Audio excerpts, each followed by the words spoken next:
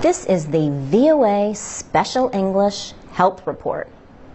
Women in a civil rights group in Togo called a week-long sex strike in August to try to force the president of the West African nation to resign.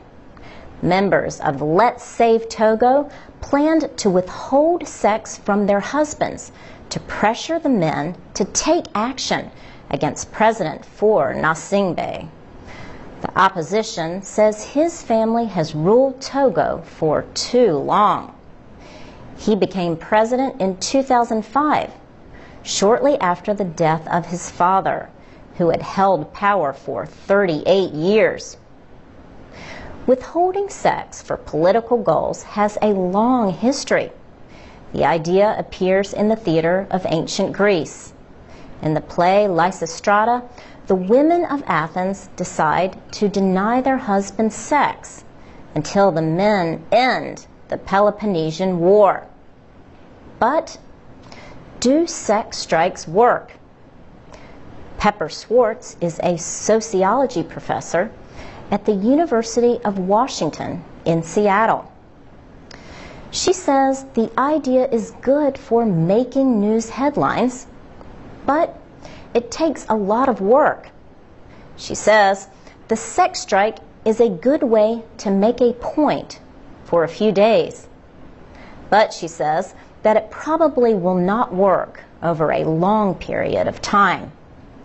She also notes that if you do stick to it too long, you might lose that other person's willingness to support your issue. But pro-democracy activists in Togo say a sex strike during the civil war in Liberia gave them cause for hope. In 2003, Liberia had been through 14 years of war. Leaders of the group Women of Liberia Mass Action for Peace organized a series of nonviolent actions.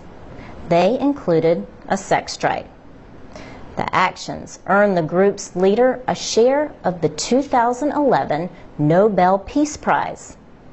Lamin Bowie shared the prize with two other women, including Liberian President Ellen Johnson Sirleaf. She became Africa's first democratically elected female president in 2006. The third winner was Tawakkol Karman, a women's rights activist in Yemen. Yalawi Clark teaches gender studies at the University of Cape Town in South Africa. She says that the women in Togo can inspire other women in Africa, just like the Mass Action for Peace in Liberia did.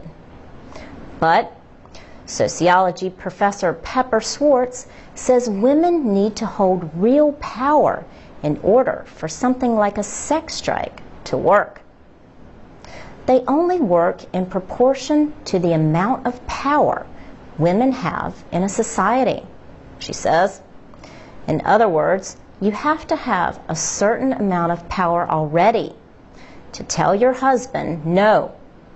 She says this depends on having a society where men respect the opinions and wishes of women.